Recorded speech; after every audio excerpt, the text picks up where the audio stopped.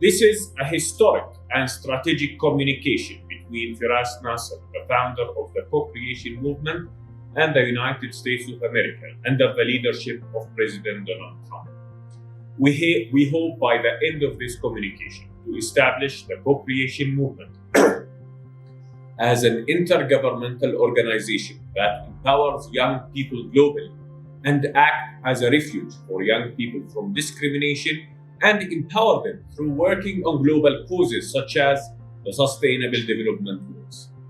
In this communication, we will be talking about energy policy, one of the most important policies in the world and impacts many technologies. So without further ado, let's start the historical context.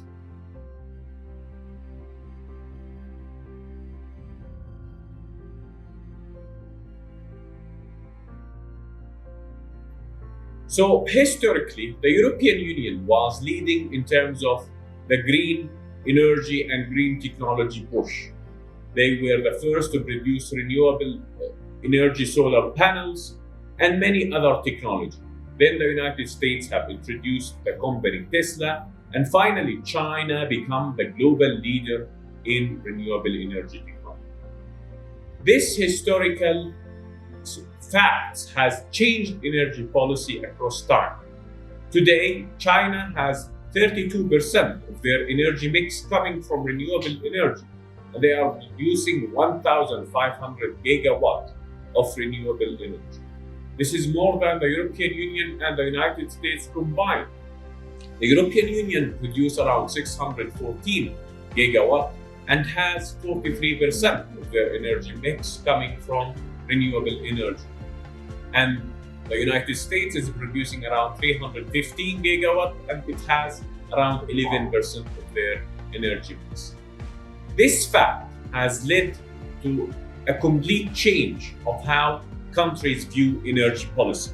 For example, many countries started to think if we push for a greater, greener, green technology agenda, maybe this will be in the interest of China and support new Chinese companies that is working in the renewable energy sector.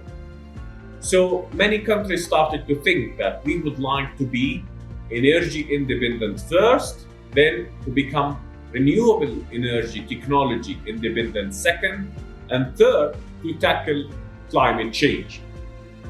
This paradigm somehow controls the policy making of many countries around the world. You can see this with tariffs, with customs, and with the country's focus on renewable energy. So countries like Turkey, for example, would like to be energy independent first, and they will do their best to become energy independent first. The European Union would introduce tariffs on renewable energy technology that is coming from China to try to protect local energy manufacturers in Europe. And finally, India would do their best to make sure they become energy independent. And this led me to the first presidency of Donald Trump. In the first presidency of Donald Trump decided to allow fracking and shale gas exploration, which has led the United States to become energy independent. This push for energy independence has actually allowed companies like Tesla. There was a lot of, while the country is focusing on energy independence, it is on the same time trying to grow local capacity building and local manufacturing capacity in the field of renewable energy. So companies like Tesla started to emerge. However, with time, still China stayed in the leadership, and now they are the leader in terms of renewable energy technology that can be seen in electric vehicles as well as in solar panels.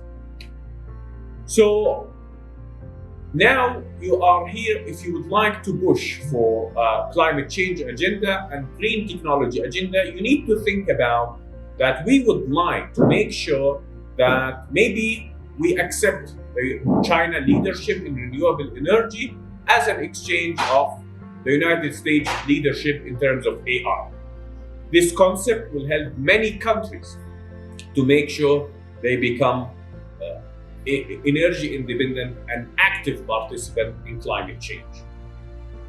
So this led me to the second part of this video, which is climate policies.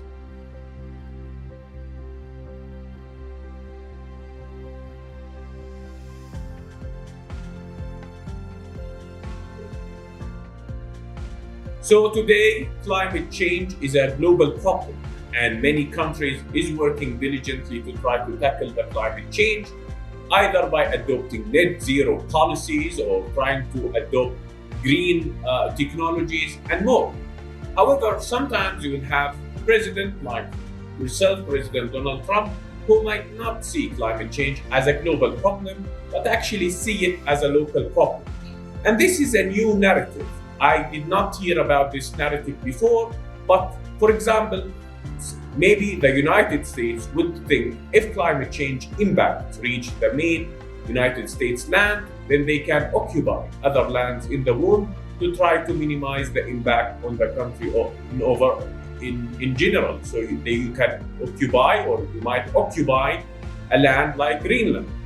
So this mindset, or even saying that we are a small contributor of climate change, so we only contribute 7%, and if we allow greater energy independence, we will only increase our pollution by a small fraction, and it will not impact the overall climate change problem. And hopefully soon, we will have another planet to occupy, and that is Mars. But were people expecting to be on Mars as early as 2029? So the United States might think of climate change as a local problem and not a global problem. We will have a new planet by 2029, and we might be able to occupy new lands.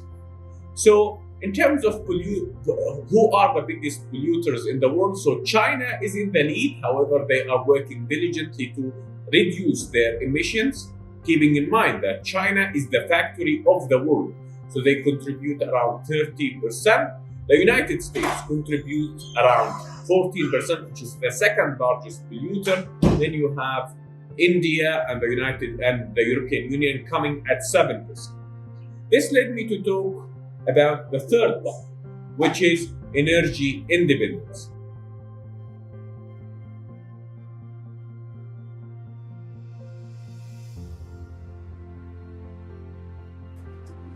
This led me to talk about the third part, which is about energy independence. How countries are going to become energy independent. So there are many factors that impact this fact or this problem. The first one is to explore new energy, such as hydrogen, such as expanding the smart grid, such as building massive solar plants, or even building nuclear facilities. So, however, there are a lot of regulations associated with introducing new technology, and sometimes it's require a lot of capital. So this capital requirement, along with many factors that is impacting people's decisions on which energy mix they would like to adopt or which energy technology they would like to adopt, still a determinant factor on how countries will choose their energy policy. On that aspect, I think a little bit of deregulation on new energy technologies and new energy plants might help countries to overcome this risk. So usually there are three risks. The first one is capital available? So there is a capital risk. The second risk, there is a health and political risk in terms of, for example, of nuclear facilities. And finally, there is the lack of natural resources. So I think deregulation will help many countries to introduce new energy modes and discover new energy and introduce it to their energy mix. This led me to talk about the final part. And in the final part, I would like to talk about what's the solution.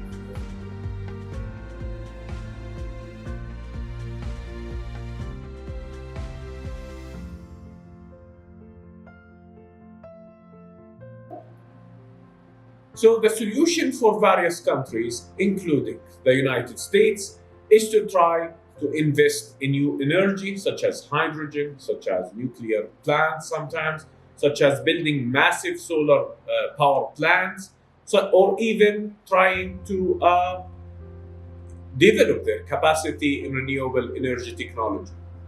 Usually, this comes with a capital barrier, with some kind of risk.